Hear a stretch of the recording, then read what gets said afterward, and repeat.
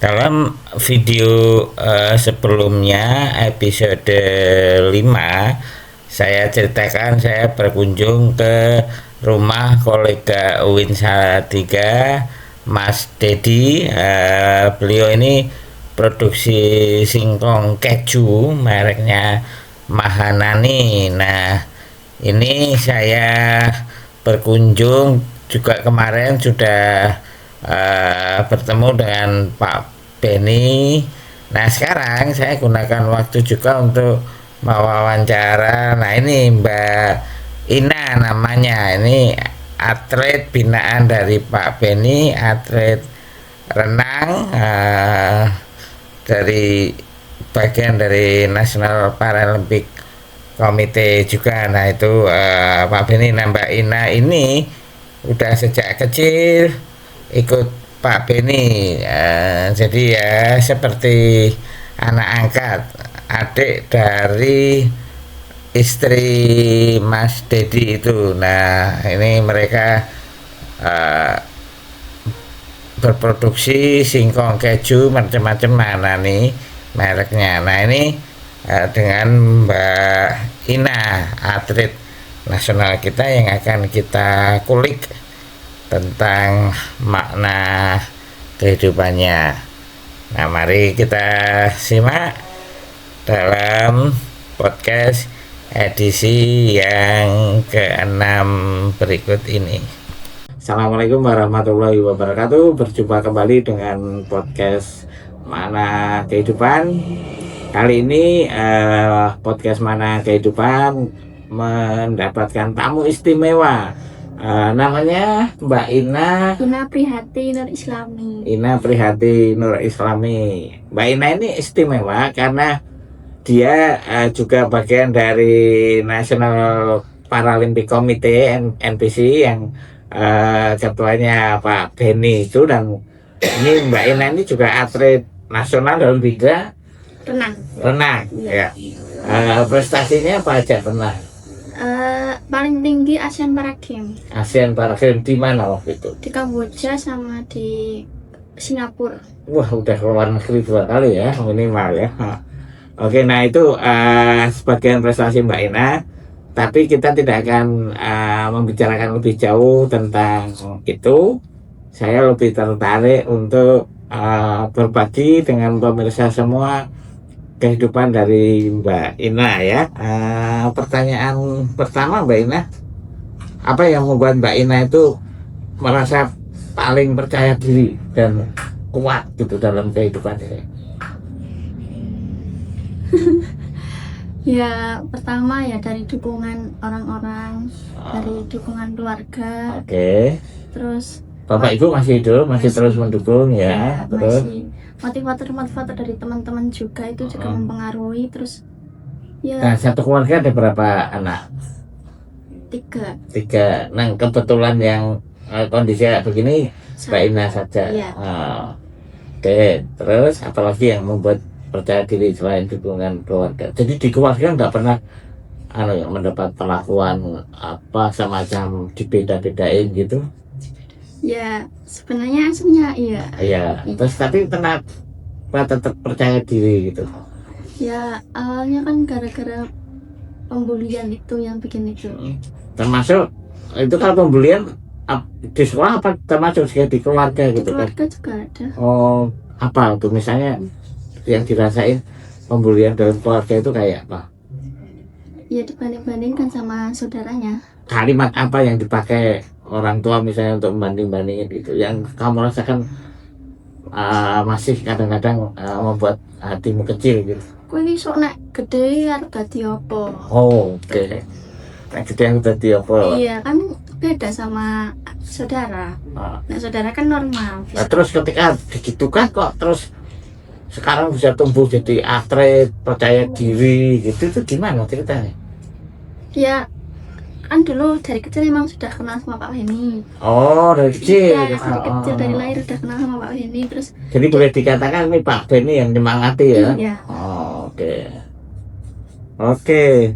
Pertanyaan kedua Mbak Ina, bagaimana Mbak Ina itu menghadapi tantangan terbesar, disebutkan dulu apa misalnya tantangan terbesar hidup Mbak Ina itu apa. Tadi selain perkataan sok gede we mah dadi opo itu ya, apalagi ada apa tantangan apa ya, tadi misalnya kekhawatiran besok saya akan jadi apa, itu apa Iya ada misalnya apa? terus punya pikiran juga kayak soalnya bojo ora ya. Oh iya betul. Nah sekarang posisinya masih single. Masih. Ya kalau saya bilang aku dulu juga punya janji kayak gitu sama aku rasa di bojo ah ngono. Aku ora di bojo ora apa-apa gitu. Iya. Saya tuh pernah, tapi ketika semuanya sudah digariskan Gusti Allah, waktunya datang, ya datang sendiri tuh jodohku yang cantik banget. Itu padahal aku tuh sudah ngomong sama diriku sendiri, nggak usah punya istri ya nggak apa-apa, Iya. nggak usah nikah nggak apa-apa, hidup itu ya sendiri-sendiri. Iya. Nah sekarang kalau ketakutan itu aku sih untuk bojo pora gitu tuh gimana ngatasi ketakutan itu? Gimana? Ya kita pinter-pinter cari keterampilan aja biar kan mesti kan orang juga melihat toh kayak alah tadi bojomu kok tadi apa iso ngurmati ora kan gitu toh kayak gituin toh. Nah dari kata-kata itu mesti terus cari keterampilan. Betul. Jadi kalau tahu semua orang jangan juga pintar masak, jangan bahkan apa berprestasi, berdaya diri tinggi. Iya. Itu ya kemudian nilai jualnya bahkan mungkin lebih tinggi dari gadis-gadis yang lain ya. Iya. Insya Allah. Ya, oke. Pertanyaan yang ketiga, pernahkah Mbak Ina itu merasa istimewa dalam arti lebih unggul dari orang lain? Pernah. Nah, itu dalam hal apa? Dan bagaimana Mbak Ina itu terus memupuk itu apa keistimewaan itu?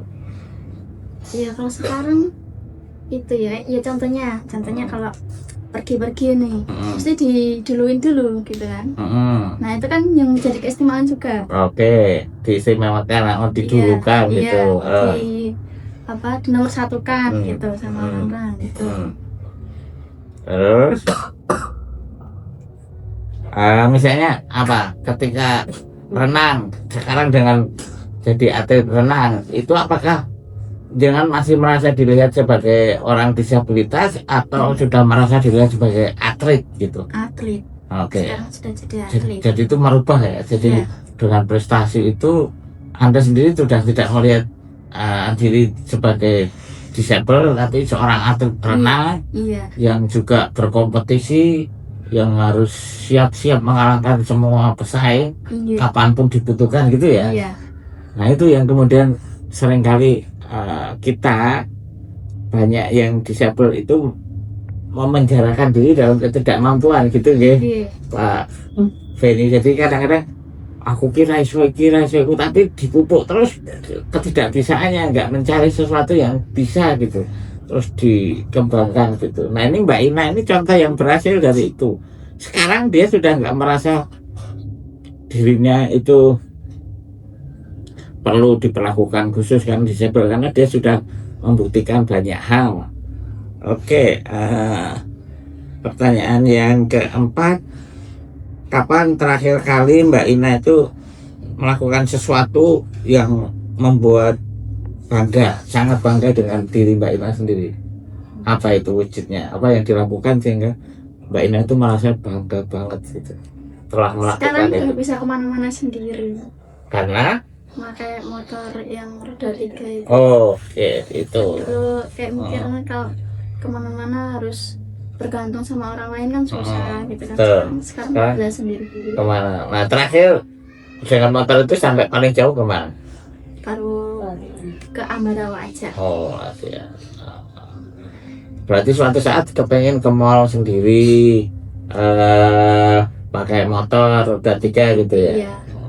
Jadi kalau turun dari motor terus pakai truk gini ya? Iya. Ya mudah-mudahan segera bisa ke mall segala, ke Semarang, ke mana naik roda 3. Iya. Iya.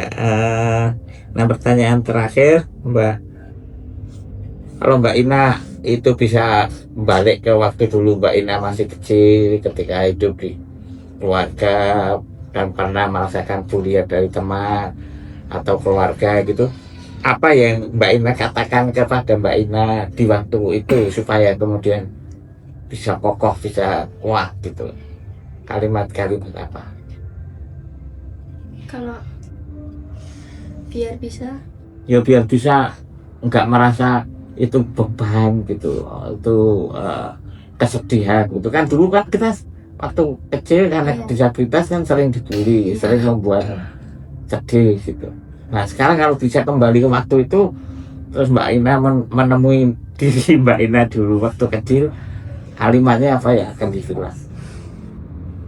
motivasinya. Misalnya motivasi atau apa lah, untuk kalimat penghibur kepada Mbak Ina sendiri yang waktu itu yang saat kecil. Apa ya Pak? Jangan berkecil hati, terus jangan patah semangat juga. Terus lagi.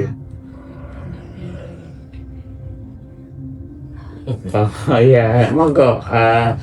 Ya kira-kira pokoknya jangan berkecil hati, terus dilalui saja semuanya. Nanti Semua itu berjalan dengan mengalir seperti air betul, surut. jadi semua itu ada waktunya ya. Iya. Semuanya itu akan berganti. Iya. Selama masih di dunia itu pokoknya nggak ada yang kekal. Selagi sungainya nggak kering. Betul. Ya, oke, menarik sekali, banyak yang bisa kita pelajari juga. Salah satunya itu tadi yang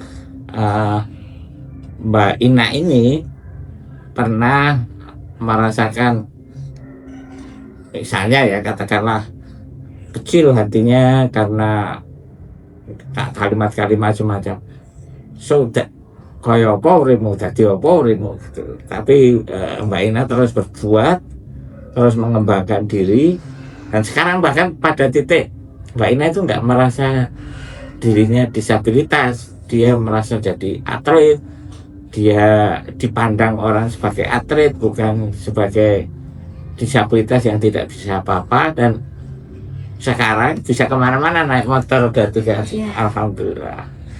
Baik, itu perjumpaan kita dengan Mbak Ina. Saya ulangi lagi, atlet renang dari National Paralympic Committee, asuhan Pak Denny di Ambarawa, Semarang. Ya, sampai ketemu lagi di podcast Mana Kehidupan berikutnya. Terima kasih. Assalamualaikum warahmatullahi wabarakatuh.